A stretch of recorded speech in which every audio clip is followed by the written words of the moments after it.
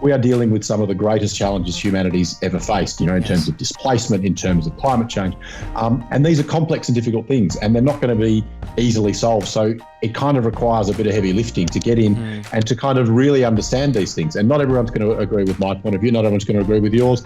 And that's fine, because we live in a democracy, but we do need to learn how to disagree again. And I think a way to do that is to expose yourself to other arguments, read widely, and read critically with a view of, well, who is telling me this, and why are they telling me this, and what's the position they're coming from. And once you start doing that, it becomes quite clear the kind of rationale behind information being put out, so that you can understand, you can see pretty clearly what's misinformation and what's designed to manipulate.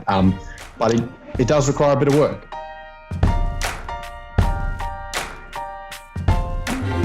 Welcome to Justice Matters, the podcast inspiring a world where everyone belongs. I'm your host, Tim Buxton. Today's guest on the podcast is the Pacific editor for The Guardian, Ben Doherty. Now, I met Ben back in 2015. I had returned with my family for a brief trip back from Iraq, where we were living at the time, and he was so intrigued by what we were doing over there in the face of the ISIS crisis, caring for families that had fled, that he actually wrote an article. And I remember sitting in his home in Bondi with his family around, and as we shared and talked, and I really felt such a connection actually with Ben, and was really just excited to be able to turn the tables on him and get him on the podcast and hear his story and what has influenced his life. He's someone that has spent his career, 2 decades now, sharing about issues of human rights and injustice around the world. As a result, he was awarded 3 Walkley Awards, one of the highest honours in journalism in Australia, as well as 3 United Nations Media Peace Awards. Again, an incredible honour for anyone working in this craft in the area of journalism here in Australia. And as we talk and discuss many issues surrounding human rights issues and just in general, the whole idea of using journalism, using your voice to shed a light on injustice and hopefully bring freedom, I know that you're going to be inspired to use whatever you've got in your hands. Without further ado, here's my discussion with Ben Doherty.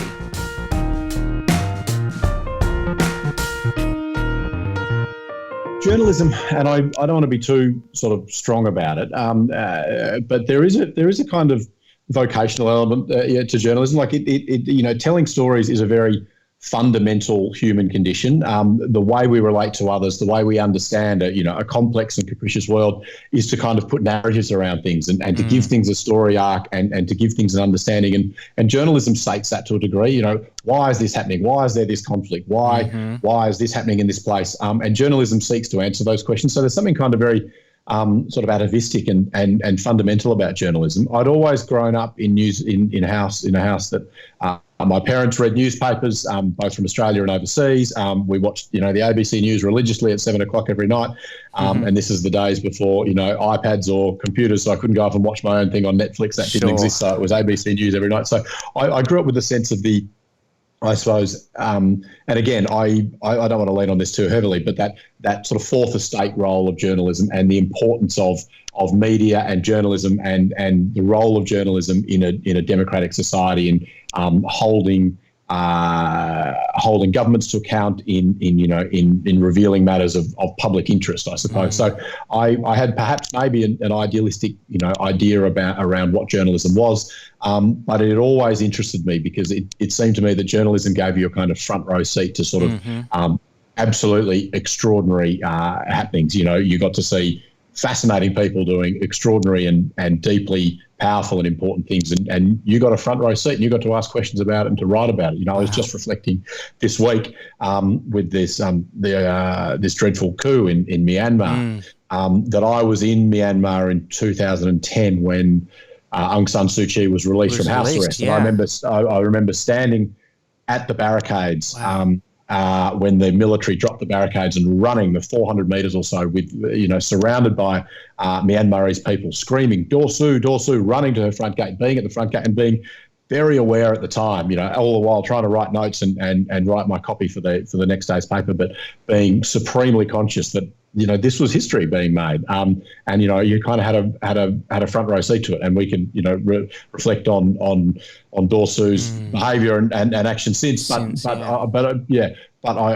suppose that sense of helping to write in very rough terms, that first draft of history, as they kind of call journalism, felt to me to be a hugely intoxicating thing to do, like a fascinating, a fascinating profession. So I kind of fell into journalism, completely by accident. I saw there was a cadetship, not by accident, quite deliberately, but in a kind of slightly backdoor manner, in that I saw there was a cadetship advertised at the Bendigo Advertiser, and I got in my car from Melbourne and drove up to Bendigo and knocked on the editor's door and said, "I'm your new cadet." And he kind of said, he said, "That's very funny. You can put your CV on the pile." And I said, "Look, I'm going to be in town for a week. Wow. Can I bring you some stories?" And I brought him stories for a week, and at the end of the week, he gave me the job. And so, from there, I went from Bendigo to Canberra to Melbourne and then overseas. And so you just kind of keep looking for the next story, I suppose, and it sort of unfolded from there. Mate, as you're kind of just sharing, your journey into journalism, what drew you into almost that idealistic, front row seat, telling the truth, holding people to account, being part of change in society, writing the narratives, telling the stories that need to be told. It seems though, however, there's at least from my perspective, with the rise of misinformation, journalism seems to be in a crisis to a certain degree. And how does that make someone like you feel, who's dedicated their life to it? What would you tell listeners, in this moment, is the most important thing, especially within the world of journalism? I don't think it's too strong to say that journalism is in crisis, and it's in crisis on a number of fronts. Certainly on the sort of business level, which lots of people talk about how the industry kind of survives and is viable, but even on a more existential level about what its purpose is, and the way journalism is performed, because we have seen this democratisation of information sources, and that in lots of ways is a great thing. Sure. That everybody now is allowed to be part of the public debate. The kind of idea of the ancient Greek idea of the fora, the town square where ideas can be debated, and that really old-fashioned kind of sense of a contest of ideas is now open to everyone. It's not just open to newspaper barons or people who own TV stations. So in lots of ways, that democratisation of information is a great and powerful thing. But you can also see how powerful it is when it is deliberately misused for misinformation to promote hate speech, to promote dangerous medical messages, which is what we're seeing in the world now. But used by people to manipulate others, and to incite insurrection even. Yeah. So it is. I mean, and again, we meant when we were talking before we started the recording, Tim, about with great power comes great responsibility. There is power in words. There is power in information, and it does need to be used. It does need to be used carefully, and it does need to be used with an understanding of its power. And this is not to say that journalism should be strictly regulated and, a government or some sort of authority should be able to say, you're a journalist, you're not a journalist, you're a journalist, you're not. But I think there is a responsibility on those of us who do practice journalism and call ourselves journalists to do it in a responsible fashion. And people might not agree with everything I write or everything that The Guardian says. But the idea is that information is presented in good faith and with rigour and with an idea of informing the public, with an idea of contributing in a meaningful way to that contest of ideas. I think people putting information into the world deliberately timed to mislead people or incite violence or incite hatred is hugely damaging and needs to be called out and needs to be condemned whenever it's seen, and needs to be kind of squashed, as hard as possible and countered very, very quickly. Now, it's very easy for me and you to see here and say that and say, oh, we need to stop misinformation. But, the old Churchill quote about the lie being halfway around the world by the time the truth has got its boots on, sort of thing. Yeah, exactly. Like it's a really difficult thing to do.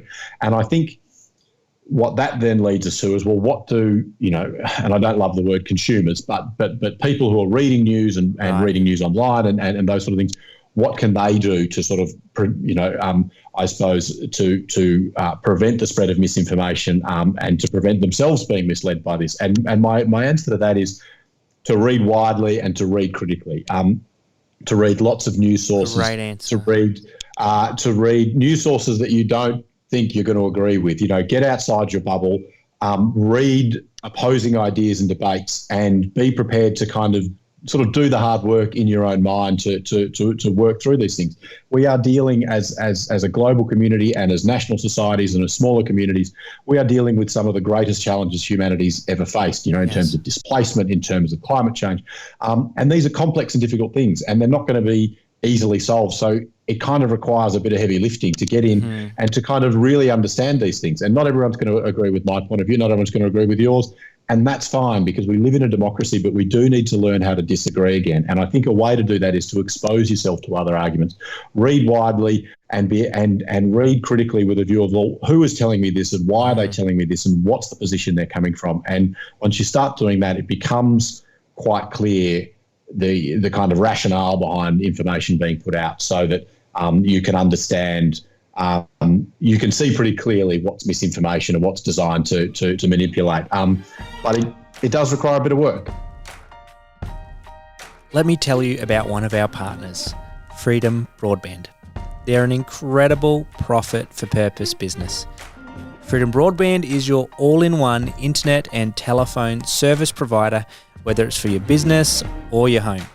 Now, their internet connection and speeds are simply amazing, and they're in another league when it comes to the quality of their customer service. But here's what really sets them apart. When you switch to any of their services, they'll donate $5 every month to a non-profit cause of your choice. As the founder of You Belong, an Australian-based non-profit charity, one of the greatest challenges we face is fundraising. And I think I can speak for almost all leaders in the non-profit world when I say that being able to have a residual income coming into your accounts to support your work is a dream come true. And like most non-profits, our work is dependent on the generous support of individuals and groups that share our passion to empower refugees to integrate and thrive here in Australia. What that means is that we spend more time and energy looking for ways to raise support. And what I desperately love to be doing is spending that time and our limited resources developing and growing the many successful programs that we run. But here's where our friends at Freedom Broadband come in. You see, a few months back, I was on a 4G wireless connection at home through one of the largest phone and internet companies here in Australia.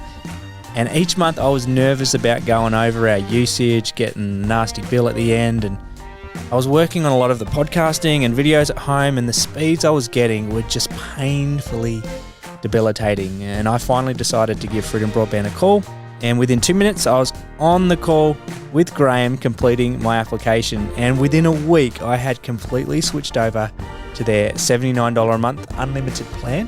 And I can tell you firsthand, the service has been phenomenal, and I have a direct line to their customer service team whenever I have a question or need assistance. And now the studio and office where I work has switched over to Freedom Broadband as well. We're on their business plan and we haven't looked back. And how cool is this? Little by little, connection by connection, Aussie-owned and locally run Freedom Broadband is now actively supporting the great work of non-profits in communities all around Australia. Simply by switching your internet to Freedom Broadband, you can help transform the lives of those less fortunate. And that's why I love these guys. Get this, head to freedombroadband.com.au and quote Justice Matters on your application form, and they will donate $50 from the activation fee to support Justice Matters. That's going to enable us to continue this podcast and inspire the world where everyone belongs. That's freedombroadband.com.au. Say goodbye to expensive, mediocre internet with poor customer service, and hello to top-notch internet service and the good feeling of knowing you're supporting a great cause. Join Freedom Broadband today. Quote Justice Matters, and let's partner together with the internet that's helping to change the world. I mean, and maybe that's part of the kind of, democratic obligation that you have to be an informed and contributing member of your society. To be that informed citizen is to kind of you are obliged to kind of do your due diligence, I suppose, on these issues that the world is wrestling with. Yeah, I think that element of curiosity we were talking about earlier, of there's so many ways to look at an object. You could look at it from the side, you could look at it like this, and as you do expose yourself again to being well read, being critical, analyzing, and that critical in the sense of being curious. Don't just take something at face value. Wrestle with it. And I mean, it's just brought such its enrichment in growth in my own life as I've allowed my own echo chambers to be blown apart, right? And what I think that's the scary thing, is we see so many echo chambers growing and developing, and the danger can be to go from one echo chamber to another echo chamber too as well. So you change your views, but then you just become so engrossed and absorbed in where you've got to there. It's that ability to foster and to hold the tension of quite a that sort of cognitive dissonance of differing worldviews and differing, and you're right, and the kind of solidifying walls around those echo chambers are getting harder and harder to get out of, and this kind of, and if you exist in one and don't know anything about the other, they inexorably sort of drift apart, and then all of a sudden when you're trying to debate something, it becomes really difficult. And people have always had, political disagreements, but in past generations, it feels to me as though we've been working from a kind of a foundational base of understanding of what reality is. But because we're getting so deep into these echo chambers, our realities are becoming different. Our worldviews are becoming so difficult so different that we find it very difficult to kind of recognise the other. We find it very difficult to accept another's worldview and to sort of recognise another's humanity, and that leads us, I think, down a very difficult path. And so, to get to your broader theme of justice, and I've been sort of rolling it around in my head the last few days, and one of the words that sort of came, and people talk about justice in terms of, and they think of it in terms of equality and in terms of fairness, and all those sorts of things are absolutely correct.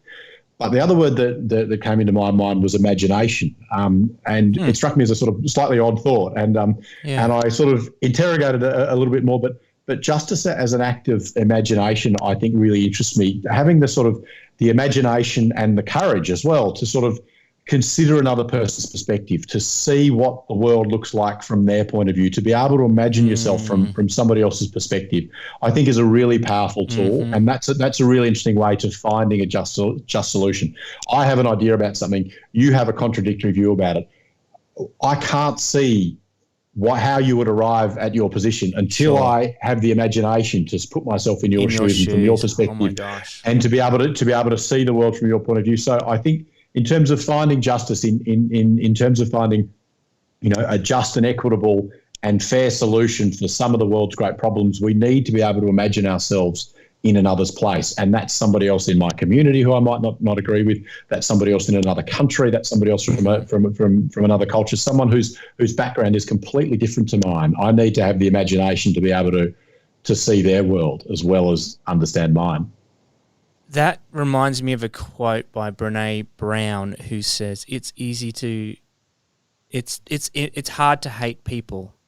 It's hard to hate people up close. And it's this idea of when you listen to someone's story, their experience, like you said, you put yourself in someone's shoes, you imagine yourself in their story. It's very difficult to be indifferent. it's very difficult to not care. It's very difficult to not see things for your own opinions, thoughts, worldview to not be challenged and changed. And that is the beauty, I think, that I love in journalism. It's going into some of the most difficult, horrendous stories. I watched a Four Corners documentary on the Uyghurs I think in Xinjiang, and I don't know if I pronounced that right, but it was, again, just as I've kind of lived amongst the Yazidi genocide that took place, it took me back to this is happening again. And this has been happening and is happening elsewhere we don't know. And listening to the stories, listening to the personal accounts and struggles of some of those that have been able to escape, it compels me to this. I cannot not do anything. I can't not unknow this anymore. I can't not. I can choose to ignore it and move on, but it's left. I think that was one of my heroes, William Wilberforce. Talks about this. You cannot not do something about it once you've once you know, and there is a real watershed moment of once you've been exposed to this, like you say, you can't unknow those things. No. And you are compelled to do things. I thought that earlier quote from Brown was a really interesting one. It's hard to hate people up close, and I think that can be one of journalism's most powerful attributes, is to be able to tell those personal stories, to be able to reduce kind of not reduce, but explain broad, difficult issues in the singular, in the personal, can be incredibly powerful. And it is possible then to understand another person's story if you've heard their personal account, their personal situation, and you can relate to that. It's very hard to relate to a sort of large amorphous mob of people, but or you can relate to one person. Yeah, exactly. Yeah, exactly. Statistics sort of wash over us like a wave and don't mean anything. But that one person's story, that one family story, that one child's story can sit and resonate with us. And I think that's one of the dangerous things we've seen in this country and in others around issues like asylum seekers and refugees. This idea that the language is dehumanizing and distancing, and it reduces people to this sort of amorphous, unknowable, and potentially threatening mob. So queue jumpers. we hear about waves of migrants, and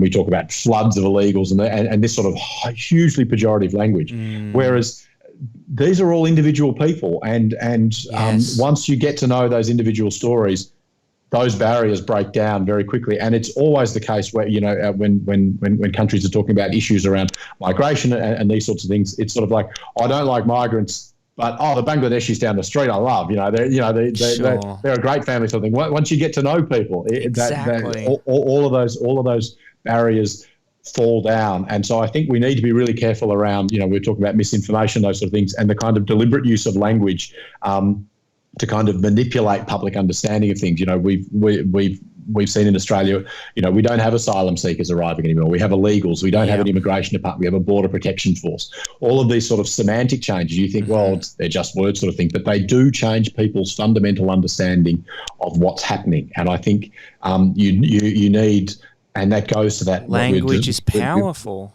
Yeah, absolutely. Words make worlds. And so when you're, as we were talking about reading critically before, that's part of it, is to understand why are they talking about this in that way? What position is this coming from? What point are they trying to make in using the language that they do? Yeah, when I just had an interview with an incredible, inspiring woman. She leads a social enterprise, one of the largest in the US, that helps those that are formerly incarcerated to integrate into society, providing them jobs.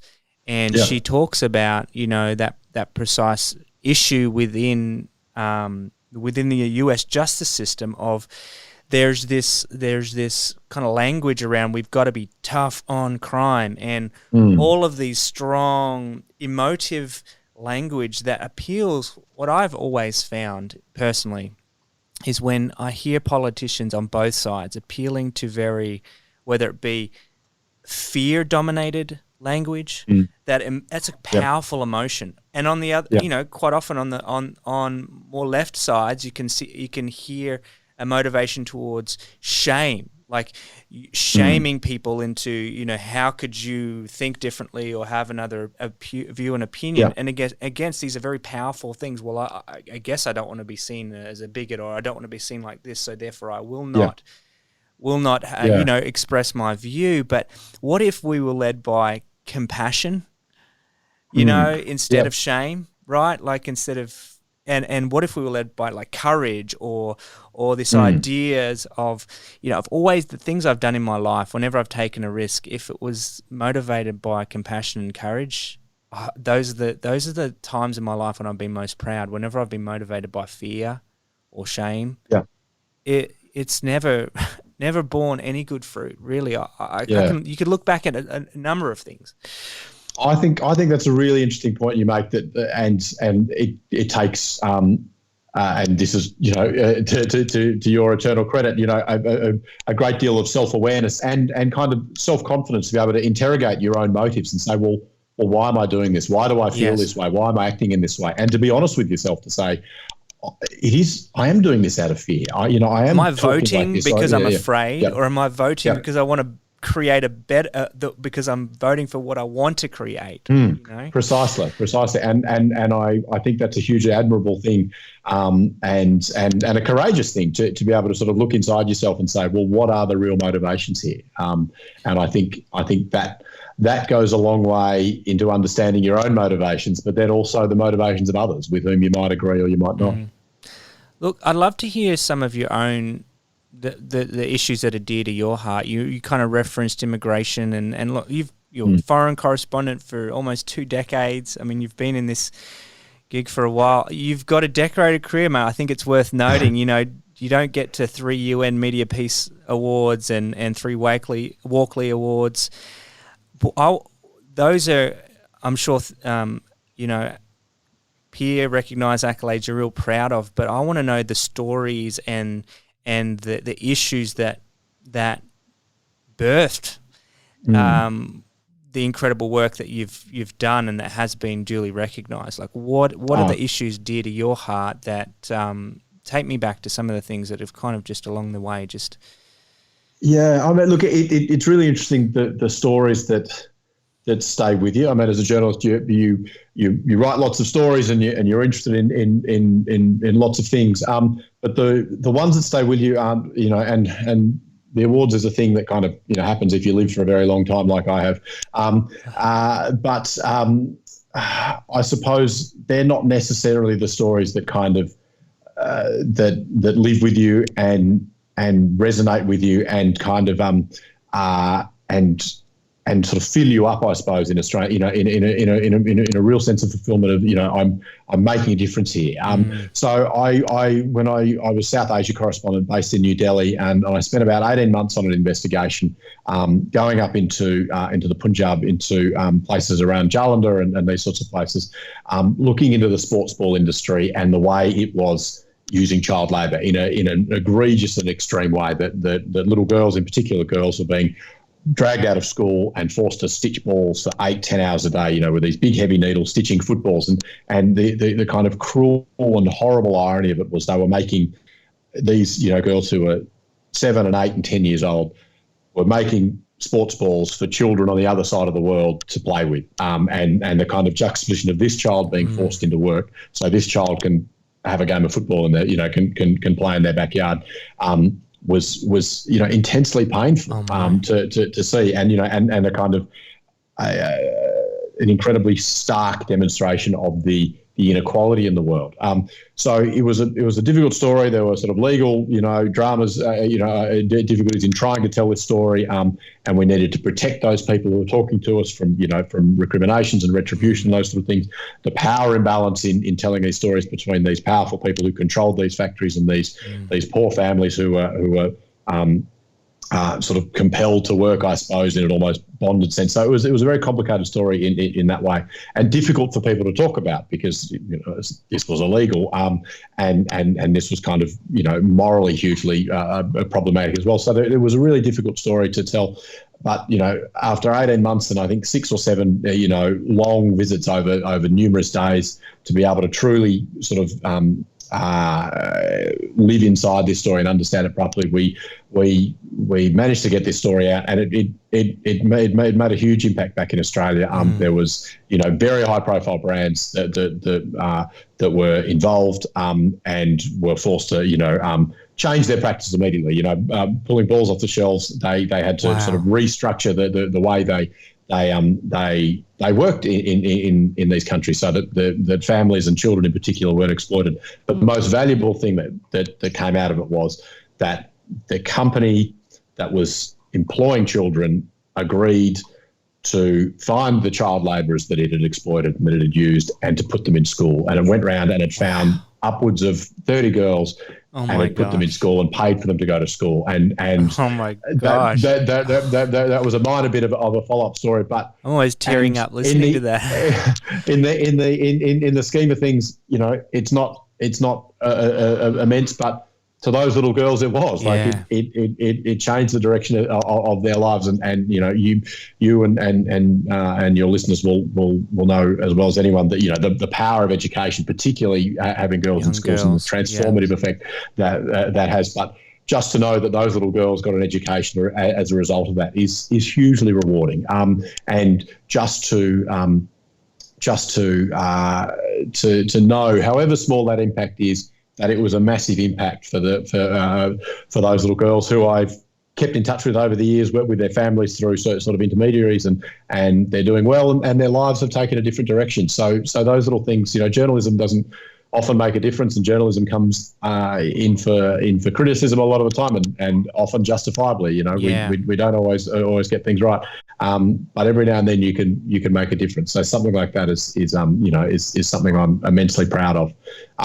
There's another story about an asylum seeker called Faisal Chagani, who came to Australia from Iran having suffered brutal persecution, and who died on Christmas Island, having been held within the Australia system for 4 years, having been treated abysmally all the way through, and suffered enormously. And at so many points along his journey, people within the system were crying out for him to be helped, and the system didn't do anything to help him, and he ultimately died on Christmas Island. And it's a story I've returned to several times over.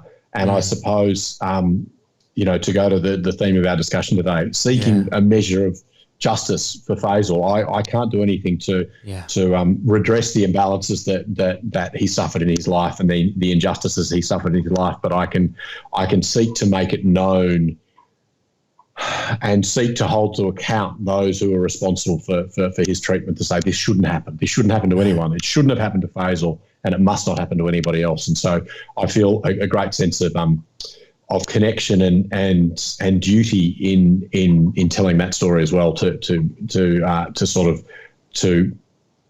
bear witness to that, I suppose, because that's the way we know about these things. That's the way things improve, I think. Mate, it's journalism can make a difference, just like good friends I've had on this podcast that have even used their own businesses to make a difference. It's incredible to see that whatever it is that we've given as a gift, or we discover as a gift, whether it be the ability to just write and tell a story, you've got a business, you've got a passion for sports, whatever it is that I was reading about these guys in Afghanistan that love skateboarding. Yes, I don't know, Skaterstan. I don't know if you've heard about them. And it just makes me think that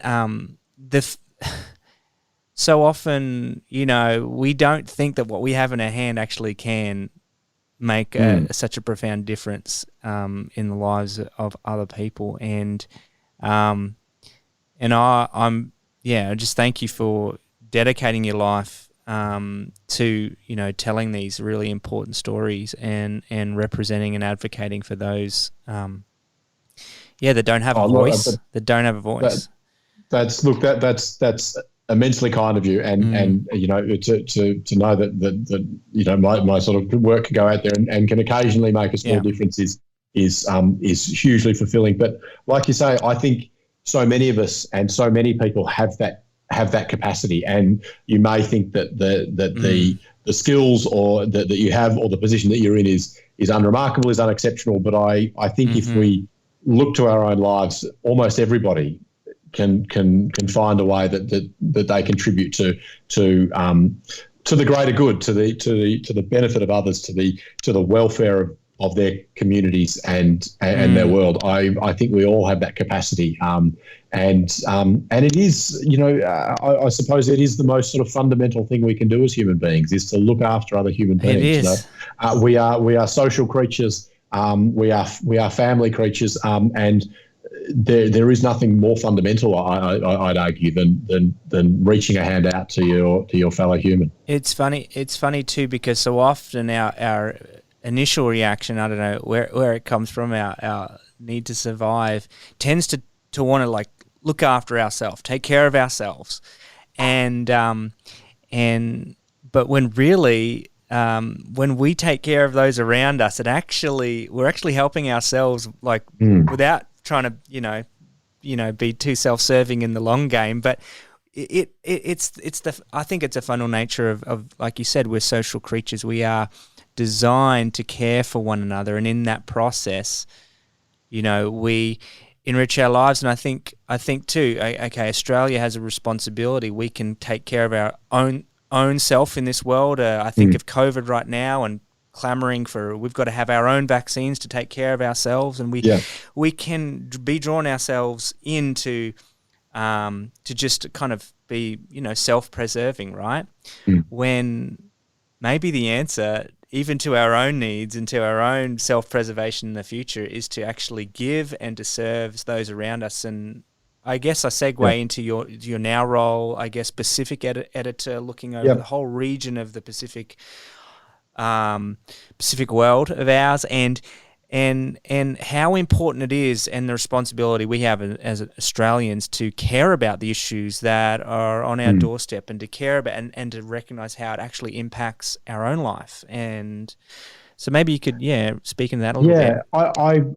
I think you're right, and you know, to go back to the point you were making about the sort of the micro and the macro, that instinct to turn inwards on a human level can pretty quickly be seen to be self-defeating. You know, as if you were to kind of cut off all contact and interaction with other people, you would quickly, you know, wither and die. Essentially, we are social beings. We need other people around to survive. We need other people. And I think you can apply that to the macro as well. You know, with a crisis like COVID-19, the instinct and I think it's absolutely an understandable instinct is for a nation to kind of turn inwards on itself and look after itself, particularly a nation such as Australia that is so well equipped to deal with something like COVID-19. We're an island nation. We have a good public healthcare system. We're a wealthy nation. We can afford the vaccines, and we've got a relatively small population. All of those sort of things count in our favour and make it easier for us to look after ourselves. But I, like you, think that is a self-defeating and unhelpful instinct, because I think the response to something like this needs to be regional. It needs to be global. This is a global pandemic, and you are not safe for it. You are not safe from it while you are surrounded by it. And the countries in our neighbourhood to whom we do owe an obligation, to whom we do have not only the wherewithal, but as I say, the obligation to assist. Pacific, you know, our Pacific neighbours are some of the most disadvantaged countries on earth. They face immense challenges in dealing with something like COVID-19. They've got populations with significant comorbidities. They've got weak public health systems. They've got the basic tyranny of distance. They're archipelago nations spread out over thousands of kilometres of the Pacific Ocean. How do you get a vaccine that needs to be stored at minus 70 degrees to an outlying island of the Cook Islands? All like really sort of nuts and bolts practical things. So a country like Australia, I think, has an obligation there. This is our neighbourhood. They are our family. We do need to be out in that part of the world, in the Pacific, in Southeast Asia, doing what we can to assist. And I think that applies then to other issues. And again, we come back to this idea of justice and this conceptualization of justice as an act of imagination. The Pacific Islands are some of the most vulnerable in the world to the impacts of climate change. Sea level rise in the Western Pacific is some of the fastest in the world, and islands are being threatened today in places like Kiribati, in places like in Fiji and the Solomon Islands. I mean, this is not some theoretical future issue. This is something that people are living with now. Being inundated, having storm surges wash over your island, your crops, your house, all of those sorts of things. This is a reality for people on these islands. But in a kind of sense of justice, the Pacific Islands have done almost nothing to contribute to climate change. They're exactly. In terms of carbon output, wow. the Pacific is the smallest region in the world by so far, yet they are feeling the impacts of climate change first and hardest. So my question there is, where is the justice in that? Where? And perhaps, a just solution involves high emitting, developed, industrialized countries like Australia, like the US, doing what they can for the Pacific, and whether that's, adaptation and mitigation, whether that's relocation plans and those sort of things. When some islands sadly do become unlivable, what happens to people then? I think there is an obligation. The developed industrialized world has caused this problem. Exactly. What are we going to do to help it? Where is the justice there? I mean, I think it is a terrible and cruel injustice that the countries that have contributed least to global warming are suffering its effects first and hardest. Yeah. Well, it's almost the same with anything really. The oppressed, the vulnerable, the poor in any society. Whenever there's any form of tragedy, are always the ones that suffer the most. We see when there's economic collapse, or struggles. It seems like the rich get bailed out, or the rich can weather the storm and survive and go through, but it's the mum and dad that scraping ends to meet that seem to end up, hopeless and without anything. You're absolutely right. I think the pressure is always downwards, and I think again, to come back to that active imagination. What would it be like if I wasn't sure if I could stay in my house, or to afford my rent, if I didn't have money to put food on the table? What was it like if the ancestral lands that my family's owned for as many generations as I can count are suddenly no longer livable, are suddenly underwater? To imagine another situation, to imagine another person's circumstance is a significant first step into finding a just solution, I think. And I always say this to those that have endured, incredible oppression or just gone through great tragedy and trauma. Many families that I've walked alongside throughout my life. And what I've found, though, is that they have so much to teach us, and so much to teach us about resiliency, about the ability for even them to be grateful and to push on and to move. I feel like so often, I think we underestimate the incredible gift we have right in front of us, that have come across the shores, that are in our neighborhoods, in our communities. And they too hold the key as well. So it's almost like it's not just this obligation or guilt sometimes that can drive the change, but it's like that creative imagination of, well, if they can overcome what they've overcome, maybe you could put yourselves in their situation, learn a little something from them. It's again being led and pushed on, maybe by gratitude instead of guilt, to a certain degree. Yeah. Yeah. I mean, I find. Yeah. Do you think that the experiences that you've been through, living with, Yazidi families in northern Iraq and the oppression that they face, I mean, to see their resilience, has that helped you in your life? Do you think, to be able to say, you know what, I can get through this. This is a 100%. setback, but I can get through this. 100%. And you what, as someone who's kind of, holds on dearly to my Christian faith, my favorite verse is that God is with the brokenhearted. And I think it was Bono who said to, I think, a prayer breakfast in America, he says, he addresses the crowd, he says, he's in the slums, he's in the streets, this is where he is. And there's this sense of beauty, even in the midst of the great pain and the sorrow, that is found in that presence. It breaks through your own soul, and it's taken me to places of obviously tremendous heartache and pain, and sometimes it's hard to kind of move on from some, like you sharing your story. I'm almost feeling the tears of what that would have been like to walk in the shoes of and be amongst these girls and to see their place. It can't do anything but change you, and I feel like there is this supernatural moment, this experience that happens in that place of I think great pain and suffering. But I think it must and always should lead us to this.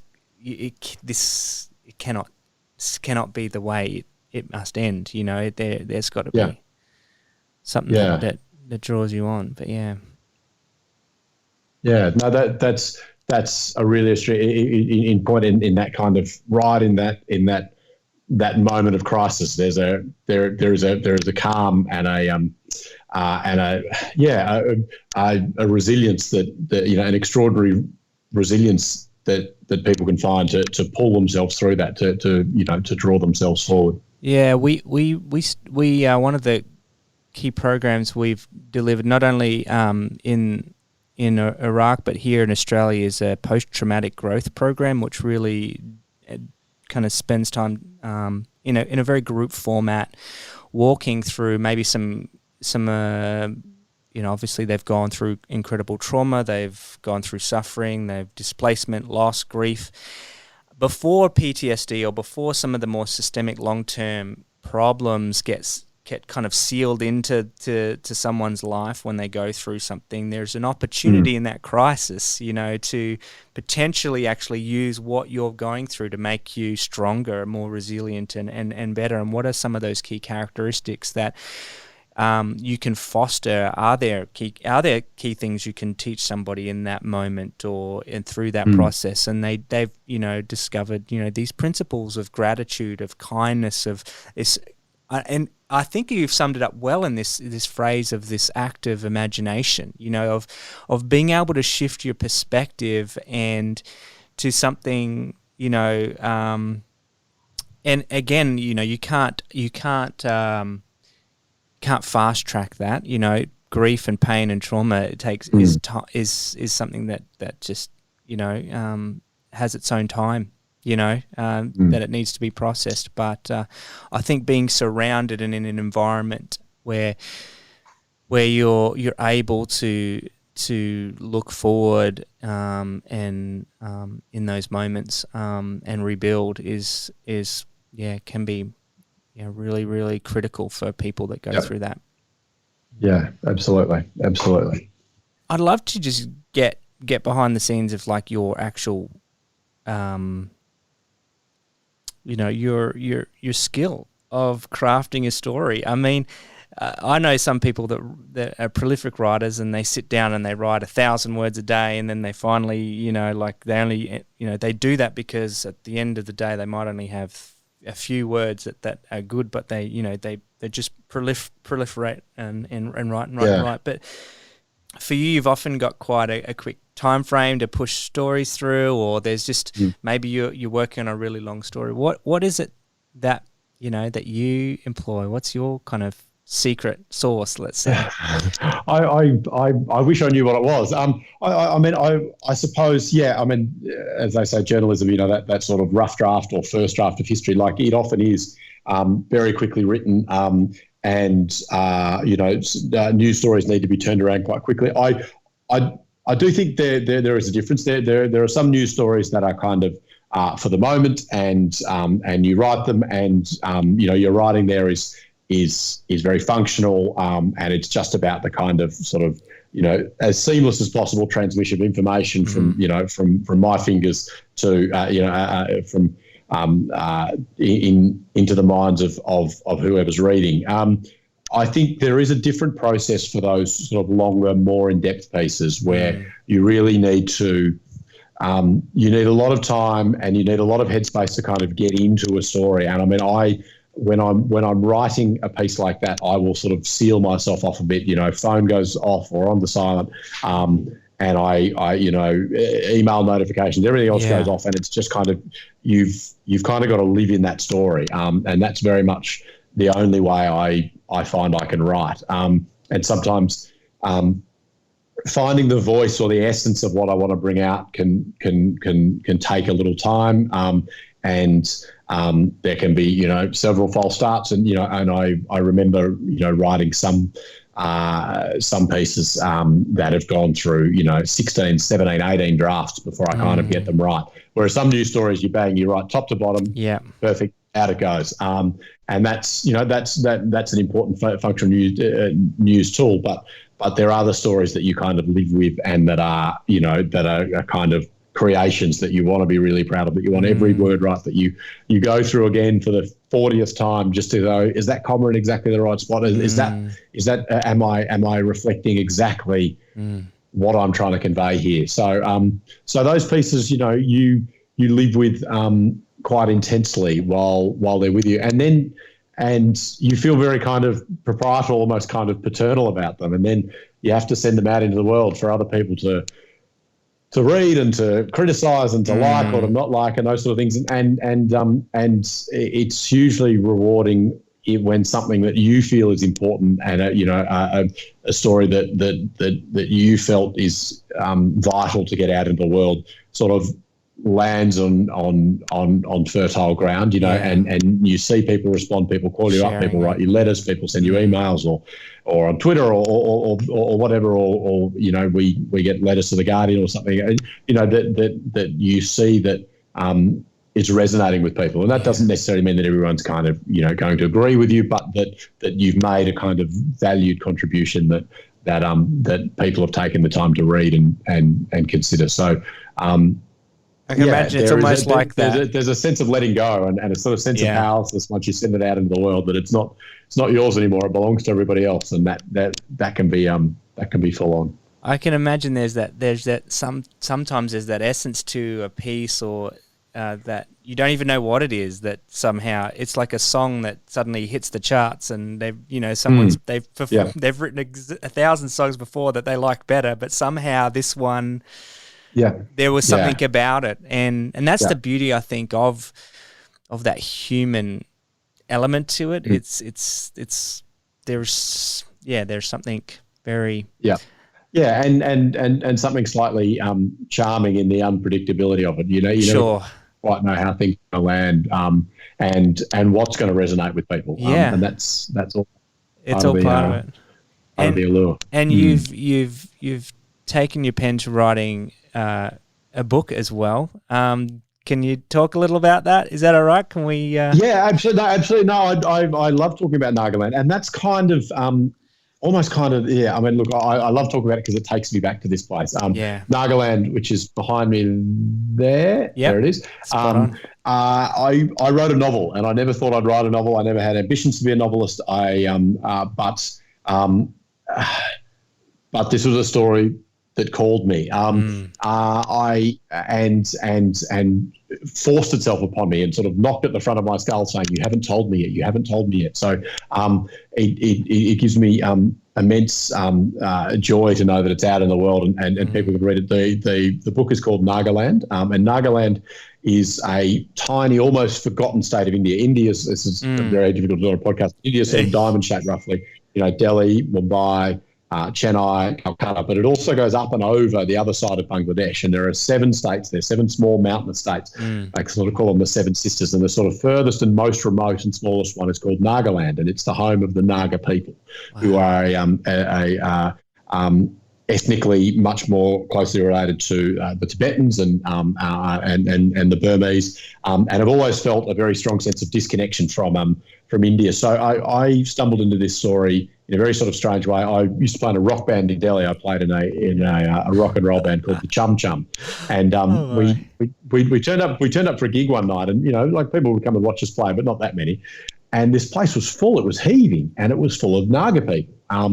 And the band who were playing before us were called the Featherheads. And my first sight of Augustine, who was the protagonist of this book, was Augustine stripped to the waist, shirtless with long hair but shaved at the sides, and a feather from a hornbill bird stuck out the back of his head. And he was singing in Nagamese, their sort of shared language between the various Naga tribes. It's their communal language. And this incredibly powerful song, and just this captivating man to look at, like absolutely extraordinary. He was also decorated in the sort of tattoos of the Naga people, including the facial tattoos of the ancient headhunters. And so this sort of compelling man, and the Featherheads were a support band for us, and it should have been the other way around because they were much better than us, and they had many more, fans than we did. But anyway, we had this extraordinary gig, and then afterwards I was talking to Augustine, and I asked him about Nagaland, and I was a correspondent in that part of the world, and I was aware of Nagaland but knew nothing about it.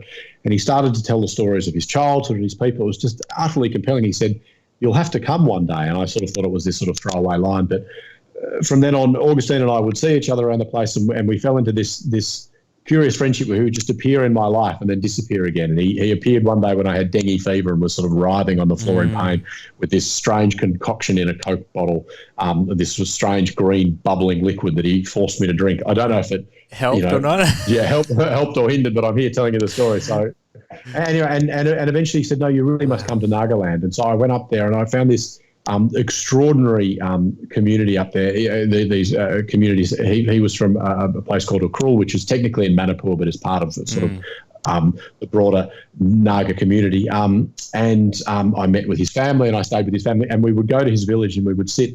And in the morning, we'd wake up and say, "Which direction are we going to walk?" And we would walk along the ridges of these hills. Like these are the foothills of the Himalayas. They lead up to Mount Everest. They're very high mountains.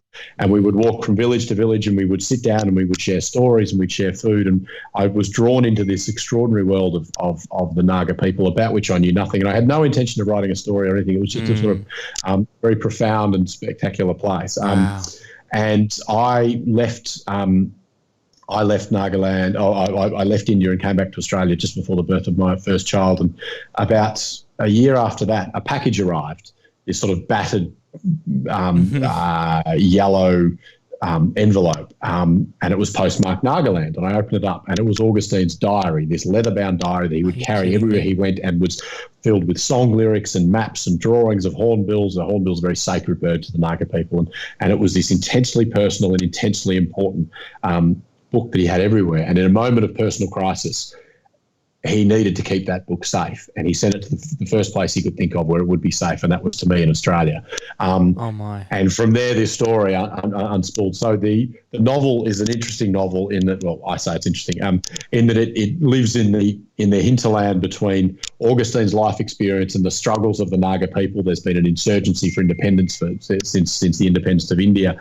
For 60 years, the Naga people have been ravaged by a heroin epidemic and an HIV epidemic, which followed through dislocation and interrupted schooling and economic disadvantage and oppression, significant violence from the military, but also Augustine's role as the keeper of his people's stories, and the book lives in the hinterland between Augustine's life story, the history of the Naga people, and the myths and legends of those people, and it's all told through the diary and Augustine's moment of crisis, I suppose. And it's also a love story. So I've crammed a fair bit in. So, but it was as I say, a story I never thought I would write. I never envisaged myself writing. But once the diary came to me, there was this obligation, this compulsion. And I even tried to put it away a few times. I'd write drafts and then stick it in a drawer and say, really? I can't do it. It's too difficult. I can't write this story. Wow.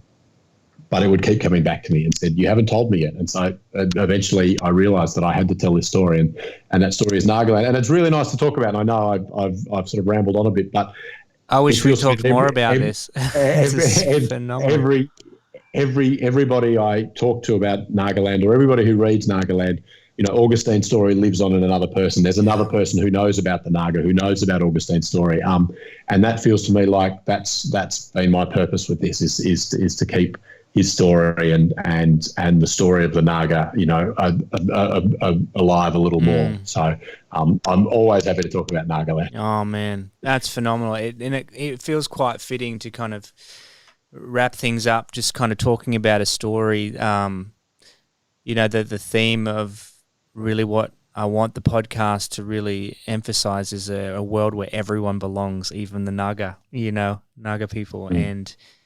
And we don't know until we hear.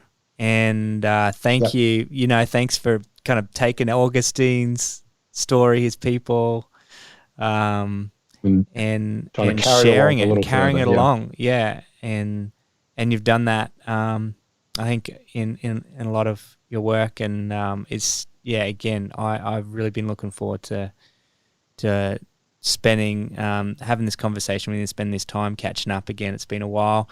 If you could sum this up in a couple of sentences, what is it that gives you hope? I know when you answered the question of why does justice matter, as we were kind of prepping for this, you talked about this world being more and more fractured, and yet justice is about bringing things together. What in the back frame of seeing this world and the hopelessness that there seems to be in how divided and how unequal it has become, what drives you on? What inspires you? Is there somebody that inspires you? What is it that gives you hope for the future? Because I think that holds the key for us to keep going. I think you're right. There are certain people that inspire me in different ways and in different situations. But I think humanity's sort of resilience and kind of fundamental optimism is the thing that drives me. And I think because there's always tomorrow, because tomorrow is yet to be dictated, because tomorrow has potential to be better than today. That's what sort of drives us on. And I'm consistently, as you were reflecting earlier in your experiences with the Yazidi, even in these times of immense crisis. And I don't think that too many people would contest that the world is going through a very difficult time at the moment. We are facing significant crises on a number of fronts. That there is a calm and a resilience that exists there, and an almost spiritual stillness that you can say, we can make tomorrow better than today, and we can take small steps to make things better. I think there is a fundamental underlying resilience in humanity and an underlying optimism, and I think that's what drives us all through. Yeah. Well said, mate. Thanks again. Mate, Tim, it's been an absolute pleasure. I could honestly talk all day. It's been absolutely. I've too. Absolutely thoroughly enjoyed it, and let's not make it so long before we catch up again soon. But that'll be fantastic.